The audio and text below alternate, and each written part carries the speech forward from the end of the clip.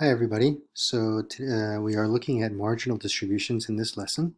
We looked at marginal and conditional distributions in the last lesson, but we're going to now focus a little bit more on the marginal. All right. First example we have is Mavis is interested in whether military dependency is related to gender in American Samoa. Here is the data she collected about the population of American Samoa in 20. Here is the data she collected about the population of American Samoa. Okay, sorry about that. That was my Google. Um, she thought that I was asking her something. So here is data she collected about the population of American Samoa in 2010. So here we have military status and gender. These are our two categorical variables. And so the question is, find the marginal distribution of gender in counts. Okay, so in counts, right? So they're asking how many female and how many male are there in the margins.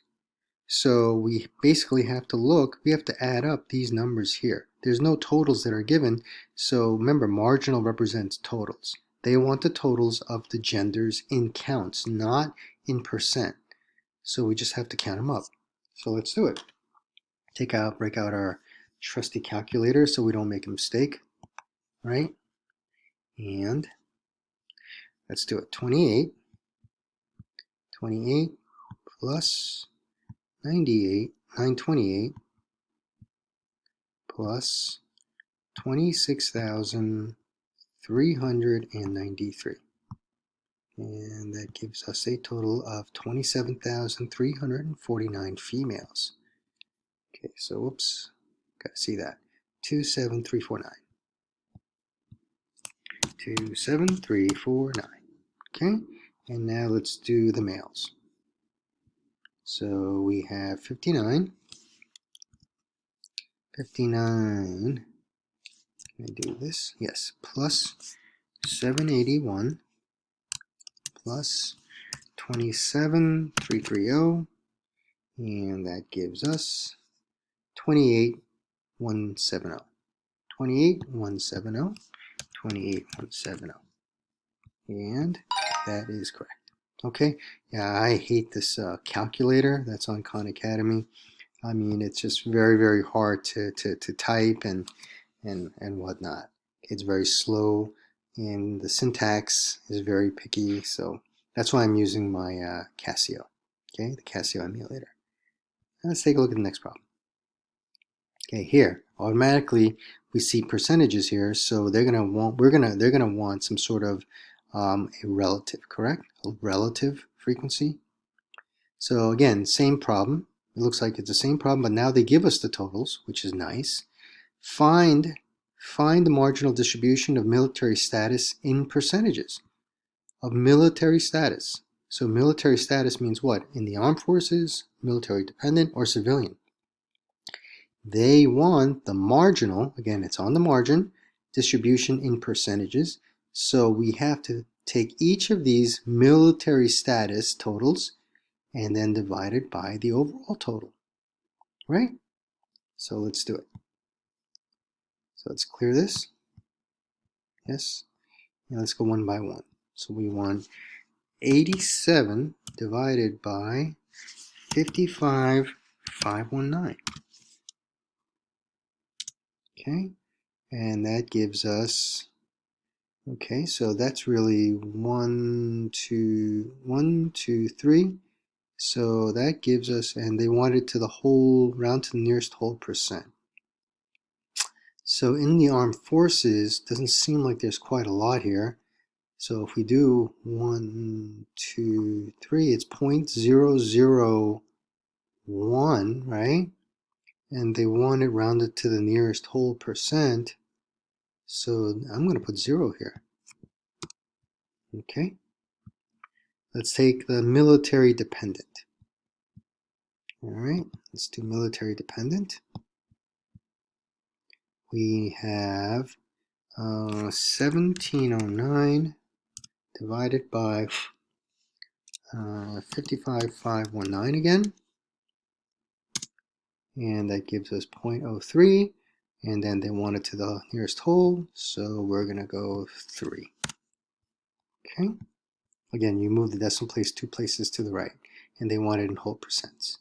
And then finally, this is going to have something. We already expect that should be about 97%, correct? Because when we add up all three, it has to come out to 100%. So let's just check and make sure it is about 97%. So 53,723 divided by 55,519. And sure enough, 0.967 when you round it to the nearest whole percent is 97%. So our hunch was correct, and that is correct as well. Okay, let's do a couple more. Okay, here we are given a table giving the thousands of commuters in Alabama in 2015 by transportation method and one-way duration of commute. Okay, so these relate to the one-way commute times, and these are the types of transportation, either private or public or other. Okay, and the totals are all given too. Find the marginal distribution of one-way duration of commute in counts. Okay, so they want it in counts, not in percentages. So the marginal distribution of one-way duration of commutes. These are the one-way duration of commutes, correct? So these numbers down here refer to the type of transportation. These numbers here, these totals, relate to the type of commute, right? The one-way duration of commutes. So we're going to use these numbers here. So this is easy. We don't have to calculate percentages. So less than 15, and it scrolls up.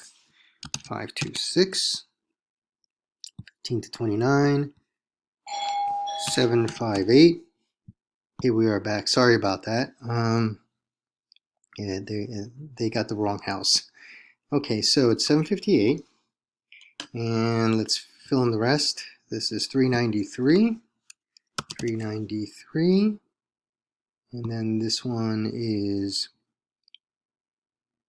146, and then finally, the last one is 115, right? Hopefully I got all the numbers correct, and that is correct. Okay, and lastly, we have James is interested in the relationship between weather conditions and whether the downtown train runs on time. Again, we've seen this before, right? However, I'm sure the question is going to be a little different. For a year, James records the weather each day as well as whether this train arrives on time or is delayed. Here are his results. Okay, so find the marginal distribution of weather condition in percentages. So here are your weather conditions, correct? And they want it in percentages. Here are your weather conditions, right? Here are the on-time or delayed train numbers. Here are the total number for your weather conditions. So let's find that as a frequency, as a relative frequency of the total. So let's pull up my calculator. Let's clear it.